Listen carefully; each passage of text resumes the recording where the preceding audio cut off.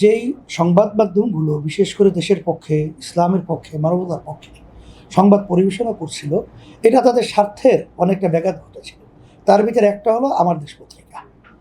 তা আমার দেশ পত্রিকা তারা কিন্তু অনেকাংশেই আমরা যেটা লক্ষ্য করেছি, দেশের পক্ষে, ইসলামের পক্ষে, মানবতার পক্ষে অনেক তারা সুন্দর সুন্দর সংবাদ পরিবেশন করত। এই মাঝখানে যে তারা এই জুলুমটা এবং নির্যাতনটা তারা যে পরিচালনা করেছে, এটা সম্পূর্ণ একটা অমানবিক এবং একটা জুলুম। এটা আমরা আসলে অত্যন্ত ধিক্কার জানাই তাদের এই সিদ্ধান্তকে।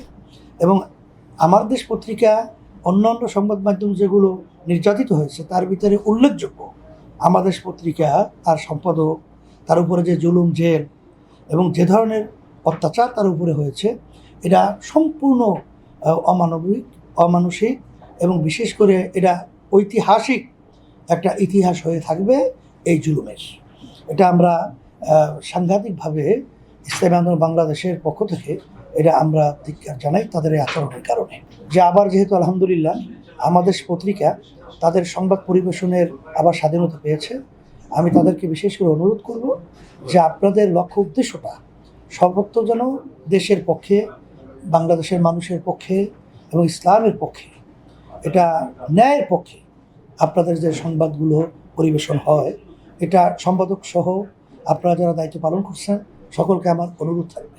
আমাদের যেহেতু 22শে ডিসেম্বর আপনারা নতুন আবার আপনারা সংবাদ ছাপাবেন আমার দেশ পত্রিকায়, এটা শুনে আমি অত্যন্ত খুশি হয়েছি এবং জনগণকে বলবো যে তারা যেন এই সংবাদ মাধ্যমে যদি কোনো ভুল বা দেশের বিরুদ্ধে বা মানবতার বিরুদ্ধে কোনো সংবাদ পরিবেশিত হয়, তারা যেন সম্পাদক সহ তাদের যারা দায়িত্ব পালন করে তাদেরকে যেন জানায়।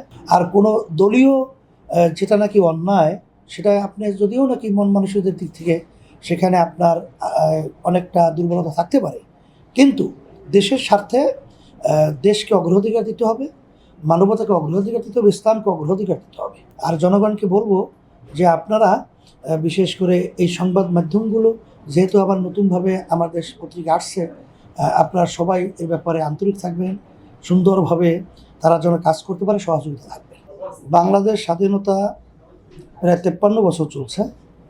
এই 53 বছরে আমরা যেটা আসলে বিশেষ করে লক্ষ্য করেছি, যখন যে সরকার ক্ষমতায় আসছিল তখন অনেকটাই কিন্তু তাদের দলীয়করণ এবং জনগণের স্বার্থের বাহিরে তাদের স্বার্থটা অগ্রাধিকার দিয়েছে।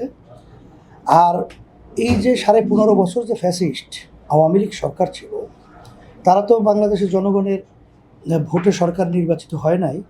তারা কিন্তু অনেকাংশে দিনের ভোটকে রাতে করে বিভিন্ন পর্যায়ে তারা ক্ষমতায় ছিল। তারা তো জুলুমের স্টিম রোলার সর্বত্রই তারা পরিচালনা করেছে।